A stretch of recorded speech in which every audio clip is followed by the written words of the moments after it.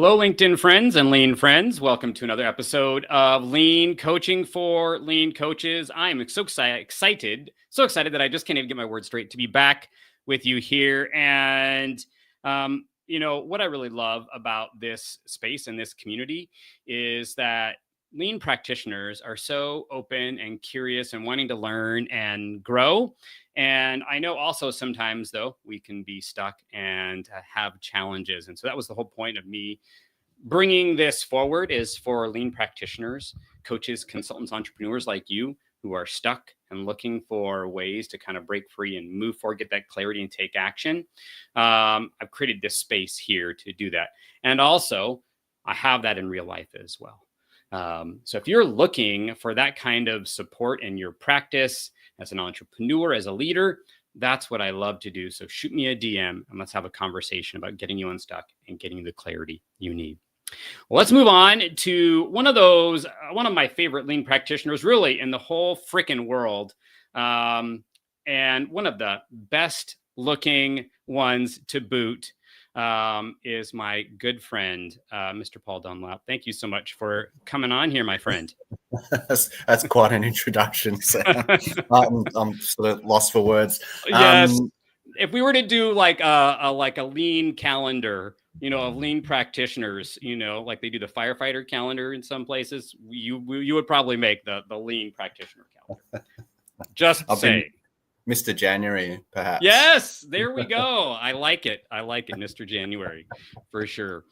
Well, if you all aren't familiar with Paul Dunlop, why not? Of course, we want you to connect, engage with him if you aren't. But Paul, for those that aren't connected with you, aren't familiar with kind of what you do in the wide world of lean, maybe you could share just the Cliff's Notes version of what you are passionate about, what you love to do, and how you operate. Sure. So professionally, I'm a lean consultant. I have been for 9 years, just over 9 years. So I run my own consulting business. I work pretty much exclusively in the manufacturing space across all different manufacturing sectors, across all different shapes and sizes of business, corporate and family and everything sort of in between.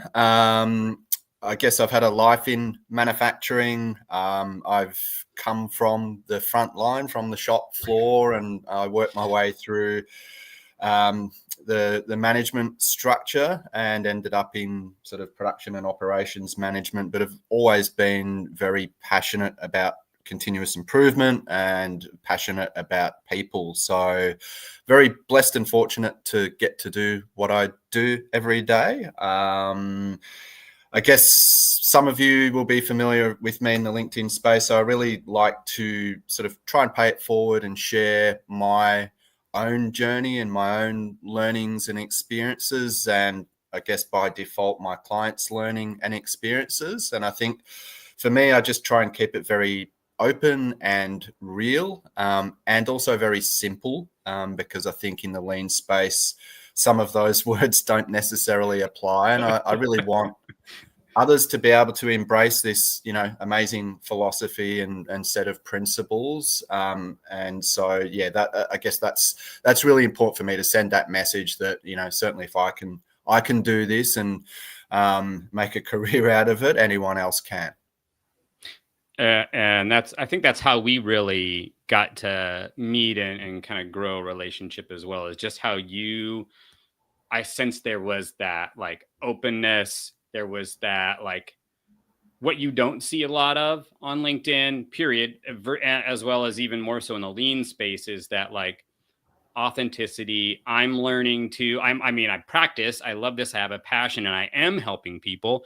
And also I'm still learning as I do it, which I think is, that's brilliant. And the simplicity of it too draws people in, because when things are easier, we start practicing them and we do them and we try them and then we help people. It's a beautiful, this kind of domino effect, I would say, of how that applies. So if y'all aren't connected, please do, because you're going to learn so much, like from just his content. Again, it's simple, but what's the word?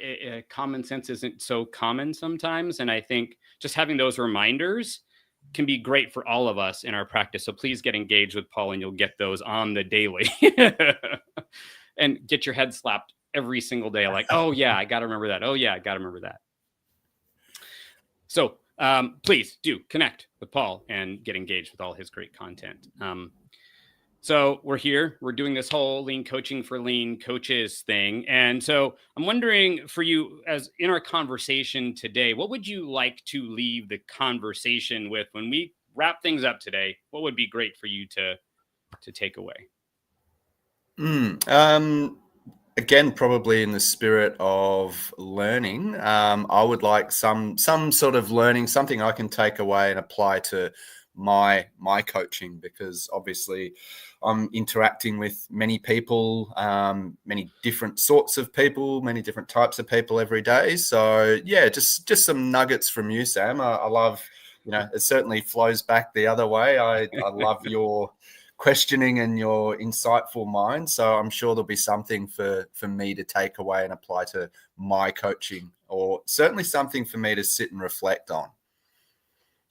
Well, I think one of the great things that I love about coaching and that I really try to practice is that belief that those things, those learnings and things are inside of the people we're supporting and working with. I know I sense that you have that same kind of way you operate from our conversations and what you share, that when you're working with people, you're really trying to draw out their genius and their ideas because they're stuck, but the answer is inside of them. It's just being able, as a coach, I think a great coach helps be able to pull those answers out where maybe they didn't know how to get them out, so that they can sense in themselves that they can do it, that they have it in them, versus relying on someone else to do it. So absolutely, I think that that's something we can definitely work together on here today. So if you're thinking about your practice now, what are some of those things that you're just, are bouncing around in your head that you're not able to kind of coalesce or come up with something that's helpful? Like, what are those things that are challenges right now? Um, I think as a coach, I think you've touched on a few of those things, Sam. But you're always trying to, I guess, get the best out of people and find that the hidden potential and the untapped talent. It is always there, and I think at my job as a coach, and I think I've learned this over the years, because when I first started out, I felt I needed to be the one with the answers. I needed to be Yeah. the expert. Yep. And I guess I got into a bit of a space where I think I was, there's probably, perhaps a bit of ego that goes there. There's certainly pressure to have those answers and to be seen from that point of view. And you kind of do feel that people are always looking at you for that. Yeah. But I soon found that was just, ridiculous. It was, very unrealistic for that to happen. And it's not really what we're about, because again, as a coach, my job is to bring that out of people. It's to build capability, and it's also to build and create a sustainable environment that is Yes. not reliant on the expert, whether it's me or whether it's, a senior leader or an internal expert. So I certainly have worked a lot on getting out of that telling habit, as they say. Yes. Um, and really, I guess something that's ongoing is working on my ability to ask good quality questions, because Mm, as we know, even when we think that we are being curious, often we're still telling, and it's wrapped up in a question. It's still almost rhetorical and things like that. So I guess something for me is always to continue to work on asking better questions. And it's also, I guess, the other part of that is that you need to really just work on being able to meet people where they're at and connect um, at a level, if that makes sense. yep. as you're thinking about the good quality questions, meeting people where they're at, kind of working backwards from there, I'm wondering what has flagged you that this is like, oh, hey, good quality questions is a challenge. Like meeting people where they're at is a challenge. What's the indicator that this is a challenge for you right now? Because it's, I guess, not all of the time do you kind of unlock that conversation or get to that place. If that makes sense, Yep. sometimes I think you can feel like you hit a dead end, or there's a some sort of disconnect or misconnection there. You're not on that level. Yep. I think a real challenge for lean coaches is that there is. I guess people are always going to almost default to a position of defense. And so, when Yes. we're asking questions, in the lean world, it's always why, and why Yes. why isn't always the best word to lead with, because it feels like it's no matter how well we put it, it does feel like an accusation, or we're pointing the finger, or we're looking for the who. So I think, again, often, I'll hit that wall, and then it's about, okay, how do I now negotiate my way around this so we can have Yeah. open conversation that we want to get to, the open, honest conversation. Mm. So I guess the long and the short of it is, I guess it's just as much as about that psychological safety, putting people at ease to be able to access, the good stuff through the question. One of the things that I do appreciate about you, Paul, is you talk, like in some of your posts, you talk about doing those the visual, like the process mapping, right? Like current condition, the ideal condition. What I'm wondering is, in these conversations, if you could put yourself, and maybe you've had a recent one you can access or something like that, but what would, like, one of those conversations, like a good one of those like conversations that you walked away with it that was like an open and honest, like what sorts of things are you seeing happening in those kind of conversations that would tell you this was like, oh yeah, that was kick ass, like that was the kind of conversation I want to have every freaking day with the Yeah. leaders and people that I support? Yeah. Sort of just stepping back a bit, I think, whether it's process or value stream mapping, whether it's a daily huddle, whether it's a problem solving, root cause analysis conversation, I think lean tools bring people together, whether it's an A3. If you look at all of the lean tools, I think they're very human, but they also help us resist some of our very human instincts and urges and behaviors. But ultimately, what I see with all of those tools is they are designed to start a conversation. They're designed to bring people together, to connect people. And I just see so much value. I think I've used the word, you're mining for gold. You're looking for those Yeah. sort of nuggets and bits of inspiration.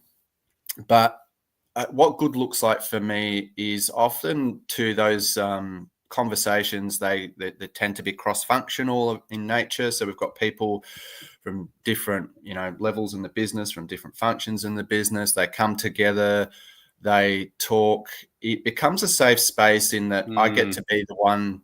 In this case, I get to ask all the dumb questions, which creates safety, Yep. because people can hide behind my ignorance, so to speak, and it allows them. It creates space for them, and I think those spaces then become, again, what good looks like is it becomes quite educational, because we have a lot of assumption that, particularly within business, that everyone knows and understands all the Yeah. functions and things that go on, and the reality is they don't. Right. And so even just that, because again, lean for me is about connection. If we're looking at it from we're connecting processes, we're bringing things closer together so we can promote flow in a process. And in this case, we're connecting people to promote the flow of information and communication. And what good looks like for me is I can be in the background and just throw in a question here and there, but just let them bounce off each other and feed off each other. And then it just goes from there. So again, any situation. So for me, the visual medium again is very human. It just is very simple. It's creates access, and then when we can create that space for people then to engage with one another, that's when so many good ideas, so many things start to come to the surface. And then that's all opportunity. That's all the raw materials then to have those improvement conversations and take the next steps. What are the specific elements? I know you named kind of like a handful of things here, but what are you seeing in those like cross-functional, meetings? The things, the what things are going on that are telling you this is awesome? I know you kind of mentioned a few, but just want to make sure you're like that's clear that I mean, I know but just to name them. Yeah, I guess broadly, it's just about getting a shared understanding, because I guess that shared understanding means, again, connection, but it's seeing other perspectives, because I think, again, in business, whether it's within our team, within our function, we are often quite siloed. We see things from only our perspective. We're only chasing our goals and objectives. And, again, in business these days, a lot of it is quite specific to, whether it's our role or our team. And all too often, we're not looking at things holistically and working together towards shared goals. So I think that change of perspective and walking a mile in someone else's shoes and seeing, I guess, and seeing and understanding their day-to-day challenges and objectives, and how, perhaps aligned or misaligned that they are from ours, and how, I guess, we can influence and help that other person. So I don't know if that answers the question, but I think it's all about that perspective and developing, an understanding of other people or other teams or other functions' needs and challenges, and how we can support them. And I think by virtue of us supporting other people and other teams and other functions, we're often getting what we want out of that conversation too. As a facilitator or coach, or you're talking about the team themselves? Probably both.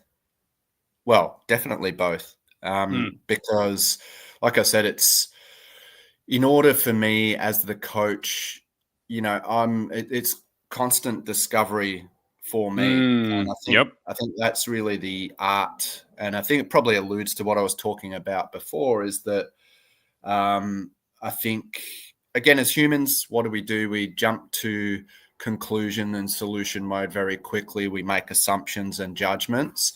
And as a coach, the real art is getting to the crux of the issue through that understanding, and not just making those assumptions. Because again, we do it just as much as everybody else, and you're going to make an assessment and make it perhaps too quickly. Never done that. And so I think there's from a coach's point of view, it's developing a deeper understanding that then allows you to perhaps ask better questions and to have better insights. And the same goes for the participants. Now, when you're talking about these challenges of like good quality questions, unlocking folks, are these typically in more like team settings? Are they like with individuals, one-on-one, and leaders and stuff? Where are you finding this kind of popping up the most, this challenge? I see it in both, and both are important. Like, again, in what I do, yep, there's a good percentage where I am facilitating in those group situations, Okay. and that's a bit of a different dynamic because my objective is to perhaps lead early and then step back and pull back and let them take Yes. control and run with it. And there's a real momentum and energy that sort of happens when we get to that point. The other aspect is that sort of, again, I do a lot of one-on-one coaching with leaders at all levels of organization. So that's slightly different. Again, there's probably some different tools where that's more in that situation. That's more about cultivating self-awareness, and that's Yep. about the perspective change. There is getting the leader to look in the mirror or look at themselves from the outside, and having that conversation. So it's the same, but it is different. Where do you find that this challenge pops up more for you, or does it feel more real or alive for you?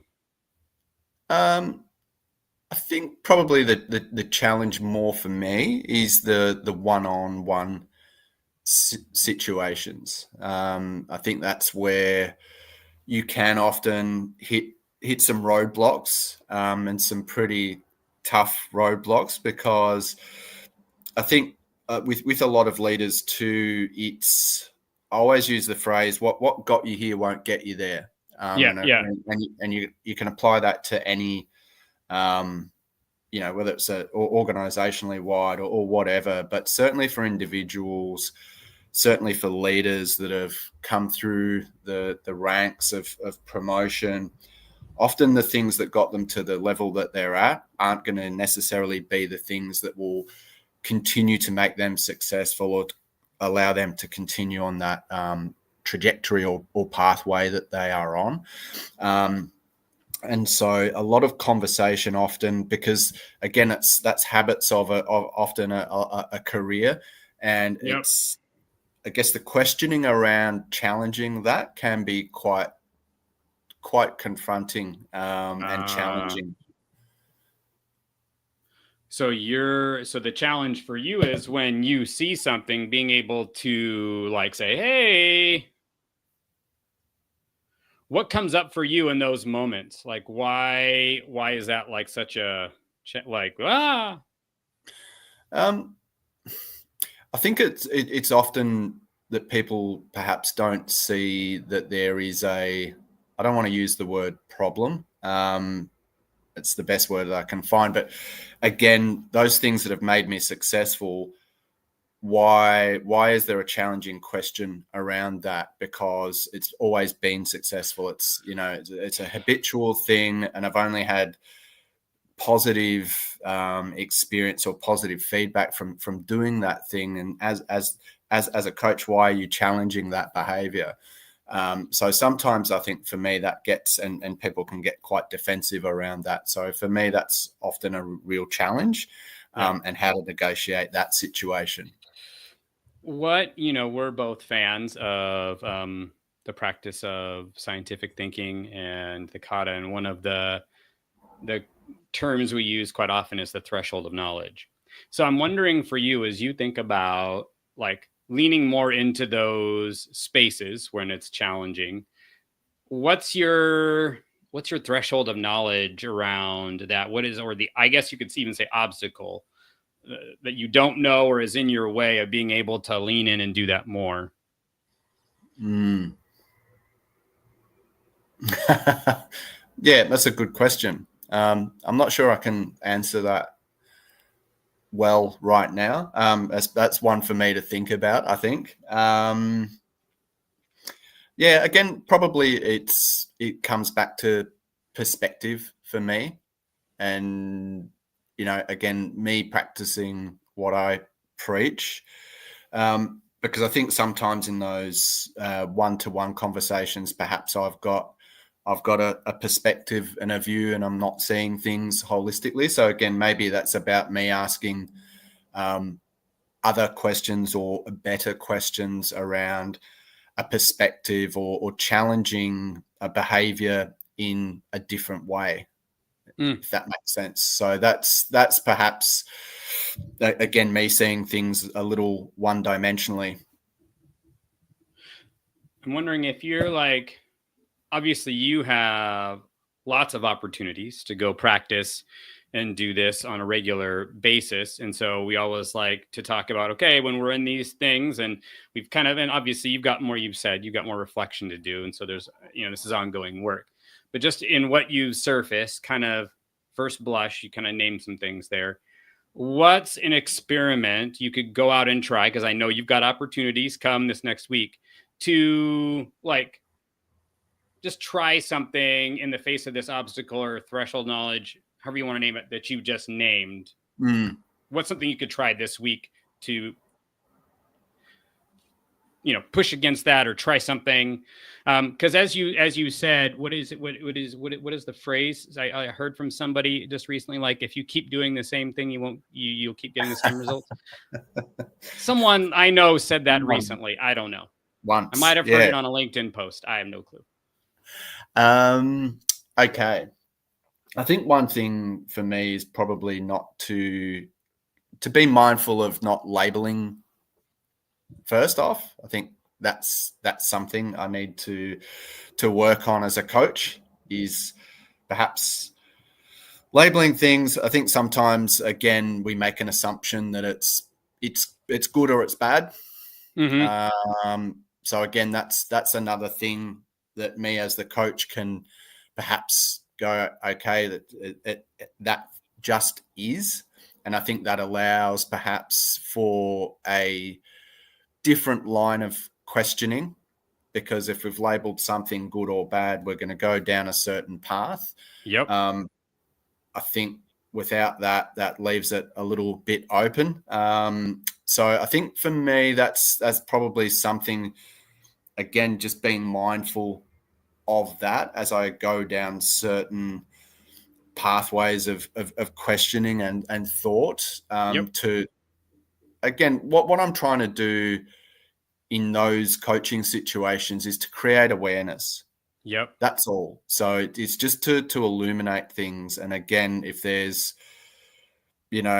bias or judgment on my behalf, then I'm probably coloring that and limiting the scope of that conversation. So I think for me, that's some work I need to do, is just being more mindful and conscious of that. Maybe something I can do is be a little more scripted, and have some notes in preparation, because sometimes I probably work a little more instinctively and intuitively. Yep. That's just kind of me. I probably one of my superpowers is that I do read people very, very well. Yep. But maybe just being a little more intentional and purposeful in those conversations, particularly if it's an ongoing conversation, a meeting with a client, or people within the client on a fortnightly or a monthly basis. Then there's I can PDCA it, so I can there's opportunity there to be a little more prepared. So I think that's definitely some work I can do. Well, if you were to say the most valuable part of our conversation today, what would that be for you? That bit right there. That thing right there, y'all. So, Paul, we're like right at time here. And so it's been great. We could talk for hours, obviously. If this is the kind of support you'd like to have, being able to be empowered, get some clarity, action, that's what I love doing. So reach out. Love to have a conversation with you. And of course, please, please, please reach out, connect with Paul, and get all of his great insights. And of course, the pictures of the guns. We don't want to forget them. By guns, I mean those guns. Yes, thank you very much, to be clear. So thank you, Paul, for hopping on today, and appreciate you all. Thanks for joining us here, and we'll see you again next time. Take good care. Thank